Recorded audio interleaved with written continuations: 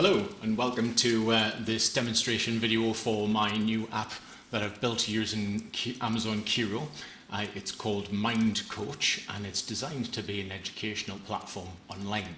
And what it does is it basically gives or takes a suggestion for a subject and a description of what you'd like to see within that subject, and it will create 5 complete learning path lessons customized to how you personally understand the subject. So, what sorts of things can you learn? Well, we've obviously got a lot of programming things here that I've already tested out, but it's not restricted to just programming. It's restricted to whatever the model is capable of understanding. So, for instance, if we've got something like, one of the later models that are all around about PhD developed or educated, then there's a good chance that they will be able to supply you with learning material that's at least up to PhD level in any subject. So first of all, how did I come up with the idea and then start the process with Kiro? The first thing I did was I spent some time just basically drawing up a list of requirements for myself, like a user story on an epic scale.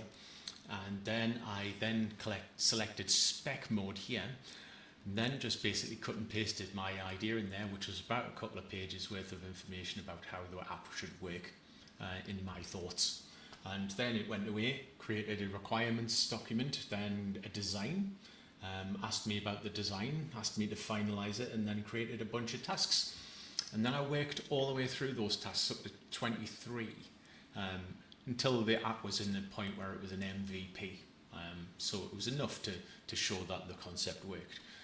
But after that, I then went and I switched over to the vibe mode and then basically spent my time doing debugging and maybe kind of just shifting things around on the UI, making certain things work a certain way that the spec had kind of done in a generic way, but we wanted to be more specialized, especially with the line chain sort of thing. We have multiple steps, and it even helped me to create the RAG documents for that. So that's fantastic, because every little helps as far as I'm concerned, and generally doing a spec-driven approach and then finishing off everything using the vibe situation seems like a fantastic idea to me. Maybe I should have even spent some time with Vibe just talking about what the app does, but I'd already kind of, out of excitement, gotten that before I'd even got my key. So, sorry. But, very good. Really enjoyed it. Oh, one more thing. I did use hooks. And the reason why I used hooks was, the hooks I generated basically allowed me to remember to commit my code. And also at the same time, it remembered to update my documentation. So you'll see in the Git repo, there's documentation there for how things have progressed and how to use the app, how to set stuff up. It's all there, but I didn't write any of it. And that's fantastic, because that means in 6 months' time, if I come back, I can absolutely see how things work. So that's a really good feature. So I really like those hooks. So for instance, if we took the subject of therapy, mental health and therapeutic techniques, you can click on that, and as you can see, I've already put this into the pipeline, and the AIs that are inside of the line chain basically took an approach where they looked at the subject and what I suggested it should be about, and then designed a learning path. And then another AI came along and created each lesson as you see it here. So then, as you can see, it's created a nice, reasonably good lesson that you could probably work through in about an hour, 60 minutes lesson as it says there. In other ways, if I can show you the first part of it, you can basically click a subject, add in a subject of any description. As you can see, I've done music theory and therapy, but you could probably do gardening or goodness knows what, needlepoint if you fancied, and a description of what you'd like to see in there. And then when you click add subject, it takes you back to here where you should then see your new subject. So I've already done therapy, but I've got music theory, which I've just added to the system. It hasn't actually been through the AI pipeline to develop content yet. So let's show you what happens next. So it's having a good think about it. And what it's now doing is it's generating a survey, 5 questions to ascertain what level of understanding you have about the subject that you suggested. So, as you can see, here we are, music theory assessment. What is the name of 5 horizontal lines on which music notes are placed? Well, I don't know, a staff maybe, a measure, a bar line. So you basically go along here and you answer according to what you think the answer is. So I'm just going to click random ones just to get us through there. And then finally, when you get to the end, it will say, right, okay, I've just asked you 7 questions. I've got a good idea of what you do or do not understand based on the answers that you've given and on the questions I've got. Submit survey. And what happens is it creates a survey assessment. Now this basically then gives you all of the survey assessment setup ready for you to take the assessment.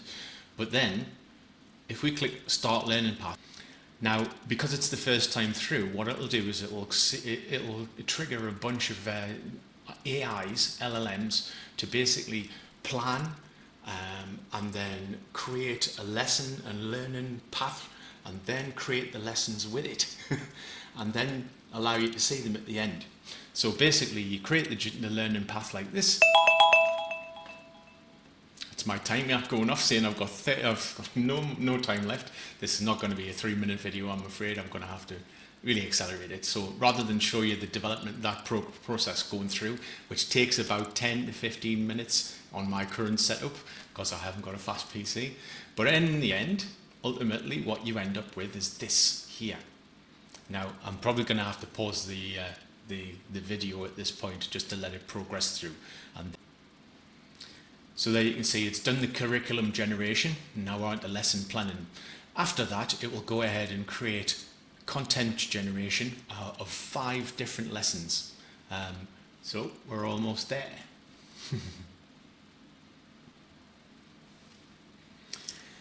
So this is the 5 lessons that we've created, which are 60 minutes long.